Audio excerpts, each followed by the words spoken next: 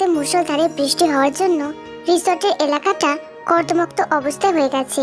কিছু কিছু জায়গায় জল জমে গর্তের মতো হয়ে গেছে। গাছের নিচগুলো স্যাঁতস্যাঁতে হয়ে পিচ্ছিল হয়ে আছে। সকালের সোনালি আলোয় সবকিছুই প্রাণবন্ত হয়ে উঠেছে। ফুলের ওপর শিশির জমা ফোঁটা ফোঁটা জলগুলো সূর্যের আলো পেয়ে ঝলমল করছে। তে খুব সকালে ঘুম থেকে উঠে হাত মুখ ধুয়ে নেয়, শাড়ি বাঁচিয়ে খুব সাবধানে রুমে ফিরে আসে। এলোমেলো চুলগুলো না আঁচড়ে শান্ত মনে কটেজ থেকে বেরিয়ে আসে। কটেজ থেকে একটু দূরে ঠিক ডান দিকটায় বসার মতো আরেকটা কটেজ আছে, তবে কটেজ না বলে আড্ডাখানা বললেও চলে। সিনেমায় যেমন দেখায় বিলাসী মানুষগুলো সকাল সকাল শান্ত সময়টায় চায়ের পসরা নিয়ে আড্ডা দেয়, ঠিক তেমনি একটা আড্ডার জায়গা। সেখানে সুন্দর করে সাজানো হয়েছে। বড় বড় দুটো গোল টেবিল দিয়ে আড্ডাখানার অর্ধেকটা সাজানো হয়েছে, বাকি অর্ধেকটা বাগানের সিন সিনারি দেখার জন্য ডিভানের মতো সিস্টেম করা হয়েছে। তে হাঁটতে হাঁটতে সেই কটেজটার দিকে চলে গেল।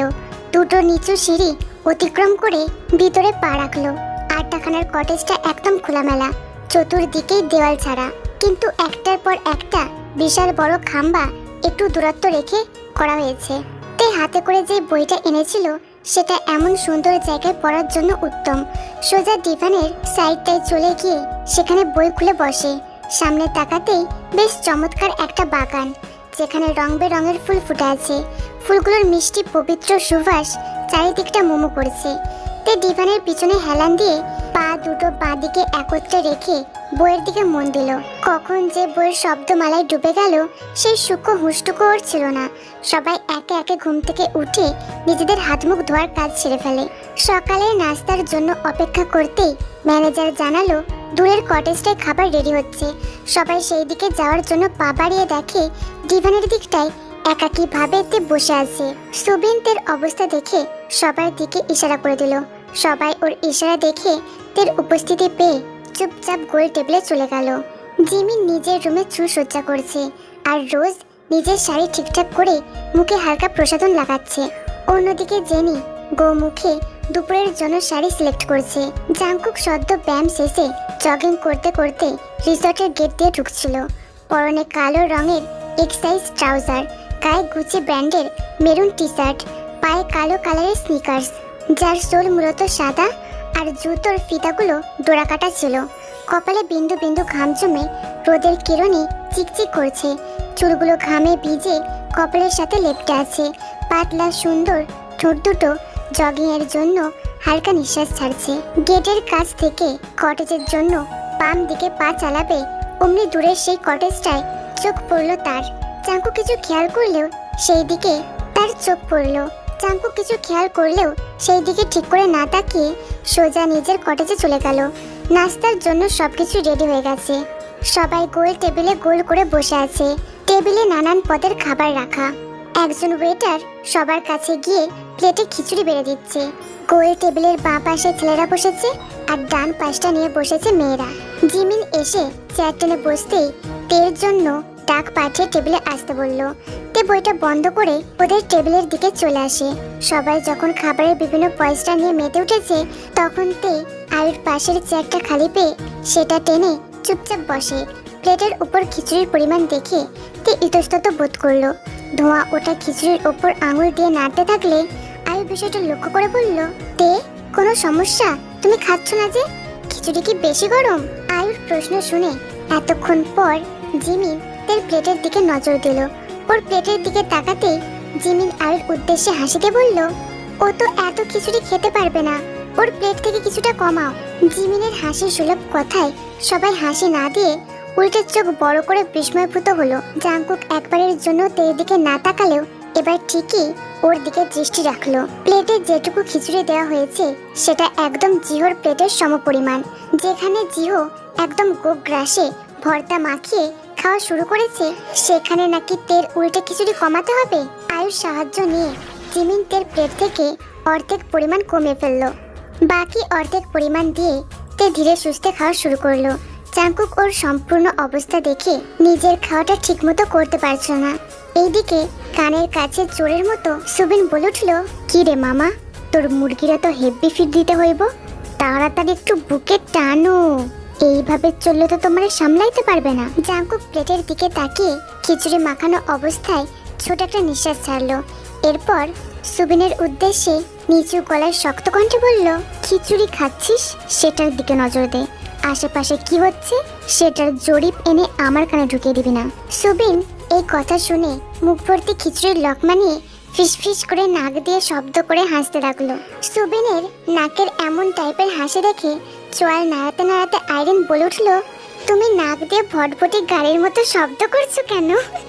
আইরিনের বেইজ্জত মার্কা কথা শুনে সুবিন সাথে সাথেই মুখটা কুঁচকে নিল। তাড়াতাড়ি মুখের খিচুড়ি গিলে আইরিনের জন্য কিছু বলবে তার আগে সুগা গলা নামিয়ে জাঙ্কুকের জন্য সবার অগোচরে বলল, তোর খাওয়ার অবস্থা দেখ বন্ধু, ও তো কিছুই খায় না, ওর চেয়ে তো আমাদের জিও ভালোই খায়। ওর দিকে খেয়াল রাখ জাঙ্কুক, মেয়ে মানুষের এত কম খাওয়া ঠিক না। ব্যাপারটা নিয়ে জাঙ্কুক নিজের মনে চিন্তা করছিল। হঠাৎ সুগার কথায় ভুরু কুঁচকে কাট সুরে প্রশ্ন করলো, আমি খেয়াল রাখবো মানে? ও আমার কে হয় যে আমার খেয়াল রাখতে হবে? জাঙ্কুকের ভুরু কুঁচকানো অবস্থা দেখে সুগা ঠোঁট বাঁকিয়ে হাসলো। কোনো উত্তর না দিয়ে খাবার জন্য তীব্র মনোযোগ দিল জাঙ্কুক। আর কিছুই বলল না। সবাই যে যার খাওয়া শেষ করে আজকে কি কি নিয়ে ফুর্তি করা হবে সেটা নিয়ে পরামর্শ শুরু করলো। তে একা একা আবারও ডিভানে বসে উপন্যাসের বই খুললো।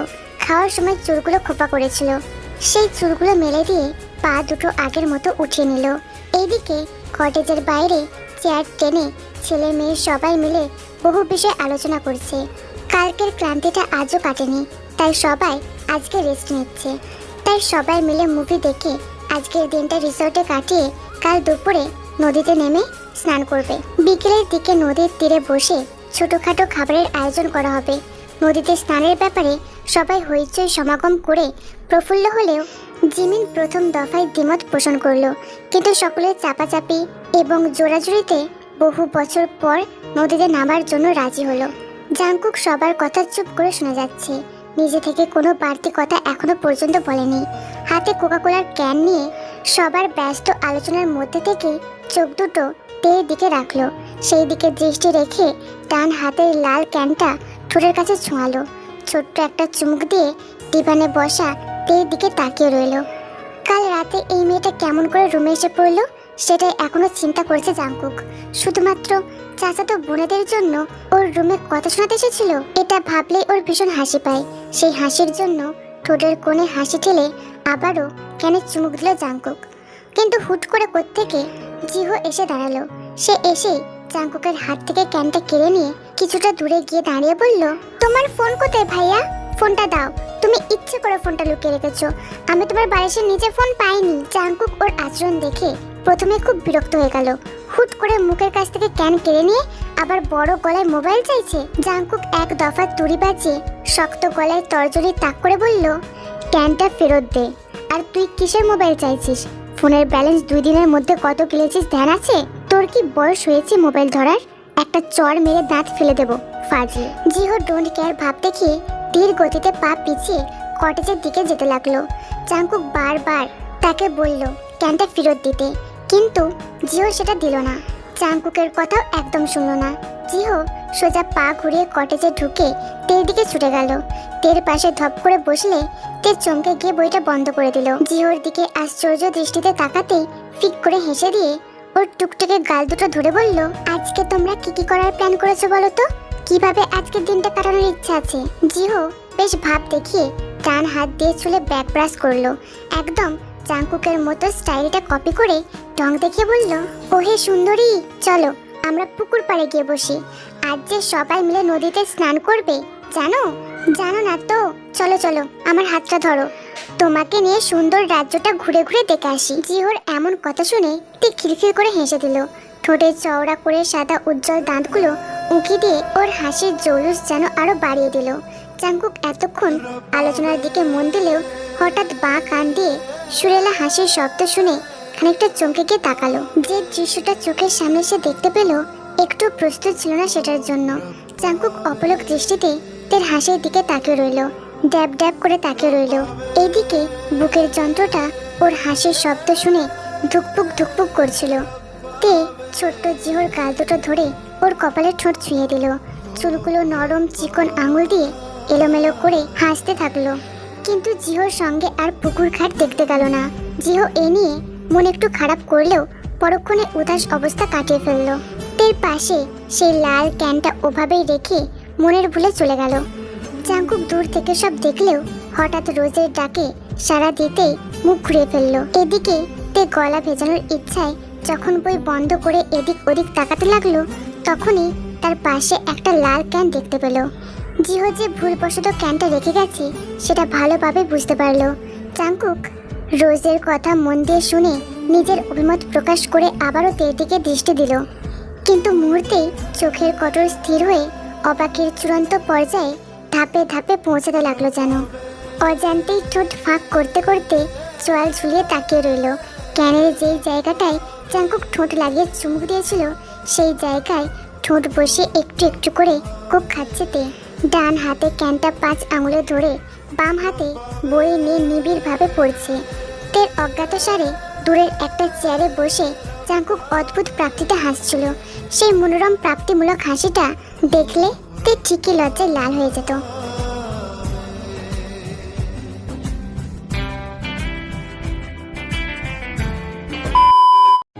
দুপুরে সেই কাঙ্ক্ষিত মুহূর্তের কাঙ্ক্ষিত সময়টা চলে এলো।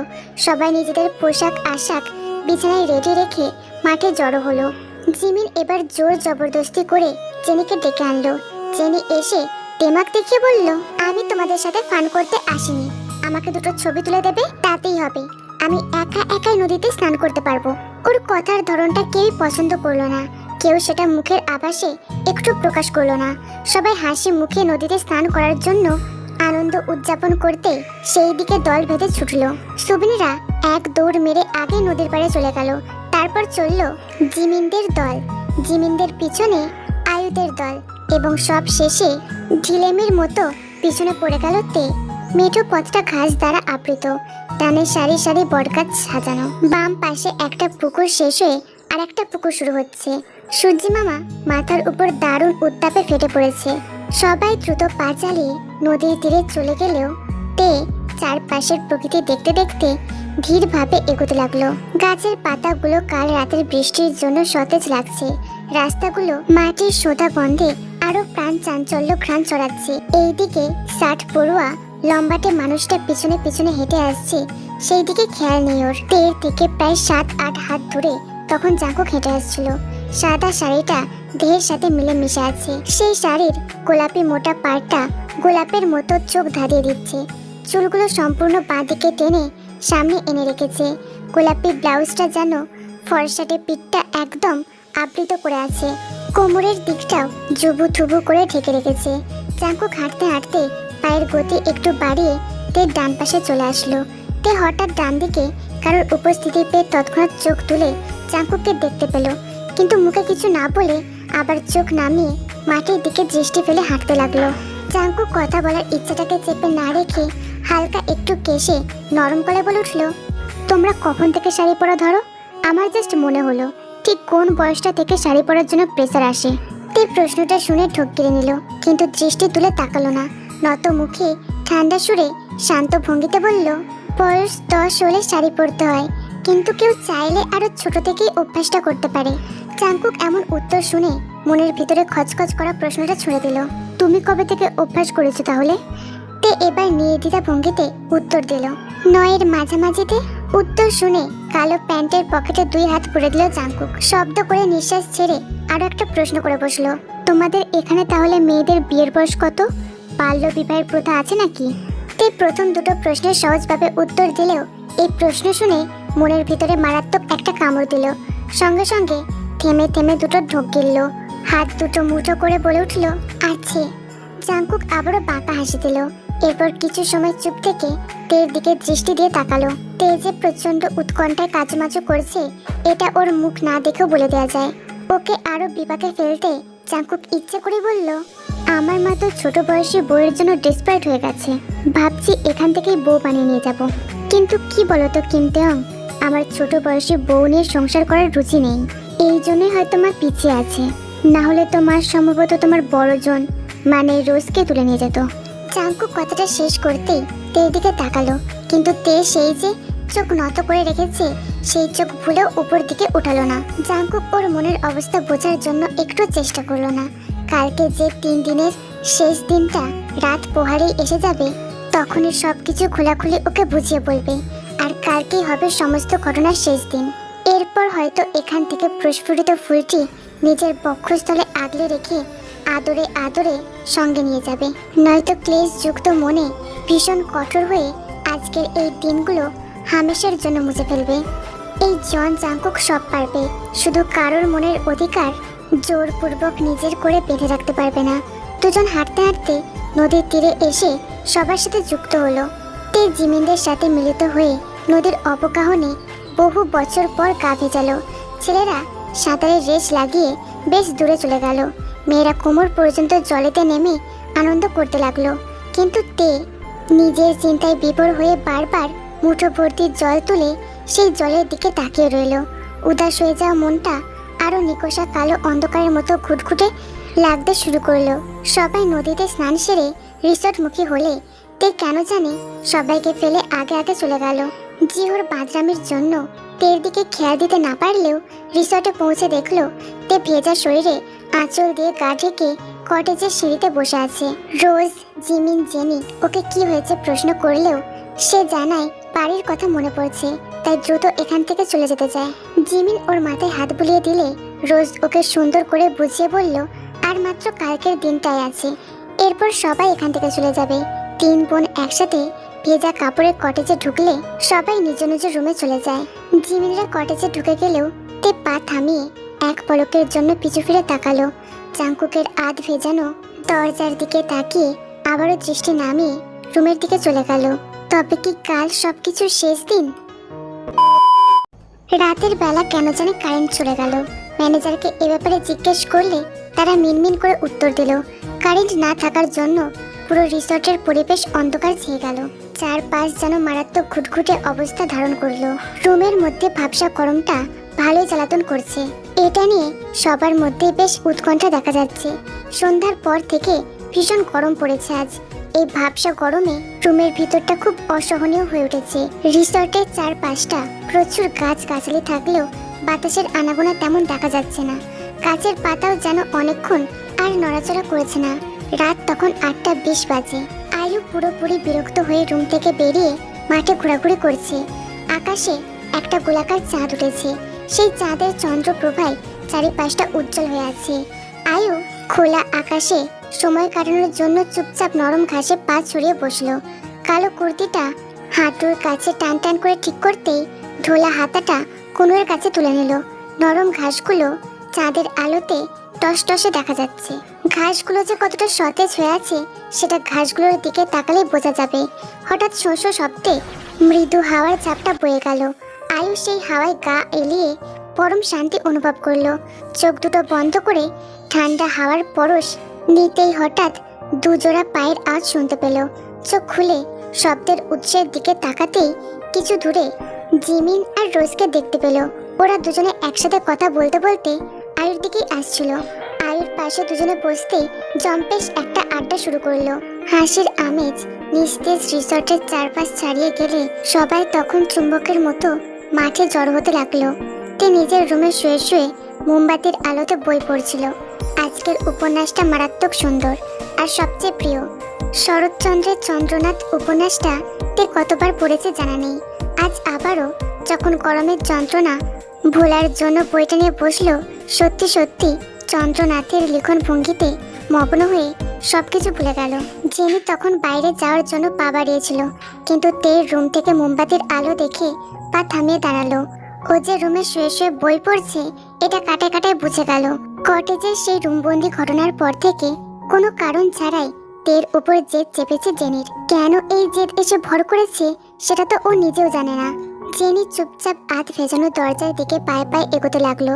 দরজাটা সরাত করে খুলতেই বিছানায় উপুর হয়ে শুয়ে থাকা থেকে দেখতে পেল বুকের তলায় বালিশ রেখে ফর্সা গালে হাত চেপে একান্ত মনে বয়ে ডুবে আছে তে। রাশি রাশি কালো চুলগুলো বিছানার ঢাল পেরিয়ে মেঝেতে পড়ে আছে। পা দুটো অনবরত নাড়াচ্ছে বলে শাড়িটা কিছুটা উপরে উঠে গেছে, তাতে ওর ফর্সাটে সুন্দর পা দুটো একটুখানি দেখা যাচ্ছে। হালকা বেগুনি শাড়িতে ওই অবস্থায় অমন মেয়েকে দেখলে যে কারোর দৃষ্টি স্থির হয়ে যেত। কোনো পুরুষ দেখলে তার মাথায় আগুন ধরতো নির্ঘাত। এই মেয়ে যে ছোট থেকে অপরূপ সুন্দরী, মায়ের সবটুকু ব্যাখ্যা নিয়ে জন্মেছে তাতে কোনো সন্দেহ নেই। মাথার চুল থেকে শুরু করে পায়ের নখ পর্যন্ত নিখুঁতভাবে সুন্দর। জেনি এসব ভাবতে ভাবতে ঈর্ষিত দৃষ্টিতে দরজার নবটা শক্ত করে মোচড়ালো। অমনি নব ঘোরানোর শব্দ শুনে তে তৎক্ষণাৎ দরজার দিকে তাকালো। তের শান্ত নির্মল চাহনি দেখে দাঁত শক্ত করে ভিতরে ঢুকলো জেনি। হনহন করে ওর কাছে আসতেই বিছানার পাশে এসে অটলভাবে দাঁড়ালো। তে মুখ তুলে সরল দৃষ্টিতে জেনির দিকে তাকাতেই জেনি শক্ত গলায় টেবিলের দিকে হাত বাড়িয়ে বলল, তোর এক্সট্রা মোমবাতি নিয়ে গেলাম। আমার রুমে মোমটা ফুরিয়ে গেছে, দেশলাইও পাচ্ছি না। তা তুই কি পড়ছিস? তে যেভাবে শুয়েছিল সেই অবস্থা থেকে স্বাভাবিক গলায় বলল, চন্দ্রনাথ। তের উত্তর শুনে জেনি এক পলক ওর দিকে তাকালো। এরপর দৃষ্টি সরিয়ে এক্সট্রা মোমটা নিয়ে জ্বলন্ত মোম থেকে সেটা জ্বালিয়ে নিল। তে আবার বইয়ের দিকে মনোযোগ দিলে জেনির জলজলে চোখ দুটো টেবিলের উপর পরিণীতা বইটার দিকে আটকে গেল। সাথে সাথেই চোখে মুখে ছেয়ে গেল ধূর্ত চিন্তা কষার পরিকল্পনা। চুপ করে টেবিলের উপর আঁচল ফেলে পরিণীতা বইটা চুরি করলো জেনি। তারপর সেটা আঁচলের ভিতরে নিয়ে জ্বলন্ত মোম বাহাতে নিয়ে রুম থেকে বেরিয়ে গেল। যাওয়ার আগে একবার তের দিকে পিছু ফিরে তাকালো। এরপর দৃষ্টি ঘুরিয়ে বেপরোয়া ভঙ্গিতে রুম থেকে বেরিয়ে গেল। তে হয়তো কল্পনাও করতে পারলো না ওর সাথে কি হতে চলেছে। এদিকে জেনি চুরি করা বইটা নিজের রুমে লুকানোর জন্য রুমের দিকে যেতেই হঠাৎ কানে স্পষ্ট শুনতে পেল মাঠে সবাই মশা তাড়ানোর জন্য কাগজ পোড়ানোর চিন্তা করছে। কাগজ পোড়ানোর উৎকট গন্ধ পেয়ে মশা চলে যাবে। জেনি কানে এটাও শুনতে পাচ্ছে জাংকুককে কাগজ আনার জন্য যিশু নির্দেশ দিচ্ছে। যিশু এদিকে কাগজ আনার জন্য ম্যানেজারের কাছে চলে গেল। ধীরে সুস্থে আঁচলের ভিতরে থাকা পরিণীতা বইটা বের করলো জেনি। জ্বলন্ত মোমবাতির আলোয় সেটা এক পলক দেখে নিয়ে মাঠের পানে যেতে লাগলো। এরপর সবাইকে অবাক করে দিয়ে পিছন থেকে জেনি এসে বলল, তোমরা এই পুরাতন বইটা পোড়াতে পারো। আমার রুমের ডাস্টবিনের ভিতরে ফেলা ছিল।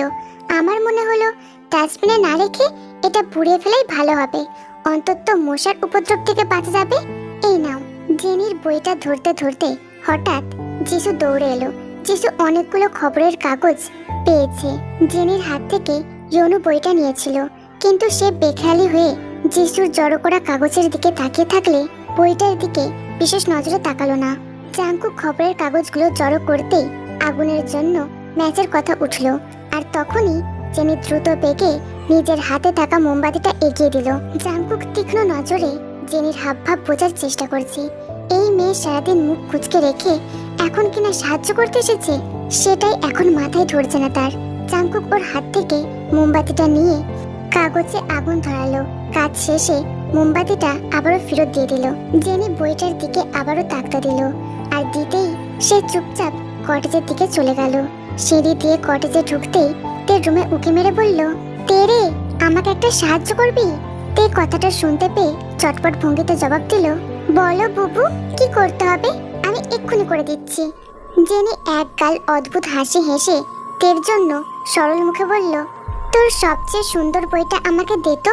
আমি কিন্তু চন্দ্রনাথ পড়বো না, ওটা দিবি না। একটু রোমান্টিক হলে ভালো হয়। পরিণীতা আছে না, তুই ওটা এনেছিস না? থাকলে দে, তোর বইটা নিয়ে একটু পড়ি। আমার এখানে সময় কাটছে না। তুই খুশি হয়ে চওড়া একটা প্রাণখোলা হাসি দিয়ে দ্রুত বিছানা থেকে উঠে দাঁড়ালো। টেবিলের উপর ব্যাগ থেকে বের করা বইগুলো হাতড়ে হাতড়ে কাঙ্ক্ষিত বইটা খুঁজতে লাগলো। সে পাগলের মতো খুঁজতে লাগলো। সব বই উল্টে পাল্টে খুঁজতে থাকলো, কিন্তু কোথাও বইটা খুঁজে পাচ্ছে না। অস্থির হয়ে উন্মাদের মতো বিছানার উপর বালিশ উল্টে দেখলো। বিছানার নিচে উঁকি মারলো। টেবিলের চারপাশে তন্ন তন্ন করে খুঁজলো, কিন্তু কোথাও খুঁজে পেল না। ওর বিবশ অবস্থা দেখে জেনি তৃপ্তিতে গদগদ করছিল, কিন্তু সেটা মুখে প্রকাশ না করে মিথ্যা চিন্তার অভিনয় করে বলল, কি হয়েছে রে, কি খুঁজছিস? বইটা কি হারিয়ে গেছে? তে তখন সবকিছু তছনছ করে খুঁজে যাচ্ছে। কোথাও সেটার হদিশ না পেয়ে ওর বুক শুকিয়ে আসছে, প্রচণ্ড কান্না পাচ্ছে, কণ্ঠরোধ হয়ে আসছে ওর। তবুও নিজেকে সংযত করে প্রচণ্ড ধরা গলায় বলল, আমার পরিণীতা বইটা পাচ্ছি না বুবু, ওটা কোথায় রাখলাম? আমি তো টেবিলে রেখেছিলাম বুবু, ওটা না পেলে আমি কি করব? ওটা ওটা তো দাদার বই ছিল, আমি ওটা খুঁজে পাচ্ছি না বুবু, কোথায় গেল? তের অবস্থা একদম নাজেহাল হয়ে গেছে। খুঁজতে খুঁজতে বিছানার চাদর, বালিশের জায়গা সব ওলটপালট করে ফেলেছে। জেনি মুচকি মুচকি হাসছে। পারলে অট্ট হাসিতে এক্ষুনি ফেটে পড়তো, কিন্তু অনেক কষ্টে নিজের হাসিকে আটকে নিল। হাসিটা এমন ভাবে ঢাকা দিল যেন তের কষ্টে ওর খুব কষ্ট অনুভব হচ্ছে। জেনি রুমের ভিতরে পা ফেলে ওকে বাইরে আনার চিন্তা করলো। শান্ত হওয়ার জন্য মাথায় হাত বুলিয়ে রুমের বাইরে এনে মাঠে যেতে থাকলো। তে বারবার বলতে লাগলো বইটা ওর টেবিলের উপরেই রেখেছে, স্পষ্ট মনে আছে বইটা টেবিলের উপরেই ছিল, কিন্তু হুট করে ওটা কোথায় হারিয়ে গেল? জেনি ওর হাতটা ধরে আগুনের কাছে গোল আড্ডার কাছে নিয়ে আসলো। সবাই নিজেদের মধ্যে তুমুল হাসি ঠাট্টায় মেতে উঠেছে বলে তে মাথা নিচু করে রইল। কিন্তু কি ভেবে সে এক পলকের জন্য দৃষ্টি তুলে তাকালো, অমনি জাংকুকের হাতে ওর দৃষ্টি আটকে নিঃশ্বাস চেপে আসলো। জাংকুক এক টানে বইটাকে দুই খণ্ড করে সেটা আগুনের দিকে ছুঁড়ে মারলো। জাংকুক তের আগমন লক্ষ্য করলেও চোখ তুলে ইচ্ছে করে তাকায়নি। এদিকে তে যে ওর দিকে অপলক তাকিয়ে আছে সেটাও বুঝতে বাকি নেই। তে ওর বই ছেঁড়ার দৃশ্য দেখে কয়েক মিনিট ওভাবে ধ মেরে পাথরের মতো দাঁড়িয়ে থাকলো। পাশ থেকে জেনি চুপি চুপি ওর কাছ থেকে দূরে সরে কটেজের দিকে চলে গেল। তে স্থির দৃষ্টিতে তাকিয়ে থাকতেই হঠাৎ রোজের নজরটা ওর দিকে পড়ল। রোজ ওর চোখের চাহনি দেখে খানিকটা বিচলিত হয়ে জিমিনের কানে ফিসফিস করে কিছু বলল। জিমিনও চিকন কপালে ভাঁজ ফেলে বসা থেকে উঠে দাঁড়ালো। হাত ঝাড়া দিয়ে তের কাছে এসে ওর কাঁধটা ধরে প্রশ্ন করলো, কি হয়েছে তোর তে? তুই এখানে খাম্বার মতো দাঁড়িয়ে আছিস কেন? আয় আমাদের সাথে বস, আড্ডা দে, মন ভালো হয়ে যাবে, পরশু তো চলেই যাচ্ছি। জাংকুক কান খাড়া করে সব কথা শুনতে লাগলো, কিন্তু মনের খটকা মেটাতে যেই না তের দিকে তাকালো অমনি তের সজল নয়নে ছলো ছলো দৃষ্টি দেখে সে আশ্চর্য হয়ে গেল। জাংকুকের দিকে পূর্ণ দৃষ্টিতে তাকিয়ে থাকতেই তের বড় বড় চোখ থেকে হঠাৎ বর্ষণ শুরু হলো। সেই বর্ষণের জন্য বুক ফুলে ফুলে উঠতে থাকলে জিমিন চিন্তিত হয়ে তাড়াতাড়ি ওকে নিজের দিকে ঘোরালো। গালে দুই হাত চেপে তীব্র উৎকণ্ঠায় প্রশ্ন করলো, তুই কাঁদছিস কেন? কি হয়েছে? বাড়ির কথা খুব মনে পড়ছে? তে কি হয়েছে খুলে বল দেখি। তে গায়ে থেকে দুই হাত সরিয়ে আবারও জাংকুকের দিকে তাকালো। রাগে ক্ষোভে লজ্জায় চিৎকারে জাংকুকের দিকে দৃষ্টি রেখে জিমিনের উদ্দেশ্যে কান্না সুরে বলল, ও আমার বই পুড়িয়ে কি আনন্দ পেল বুবু? ওদের জিজ্ঞেস করো আমার বই কেন পুড়িয়ে দিল। আমার বইয়ের কি দোষ ছিল এখানে? ওটা দাদা ভাইয়ের একান্ত প্রিয় বই ছিল বুবু, আমি দাদা ভাইকে কি জবাব দেব? দাদির ছোঁয়া ছিল ওই বইটা, দাদি ওই বইটা ধরেছিল, ওরা আমার বই পুড়িয়ে দিল বুবু, আমার বই ছাই করে ফেললো।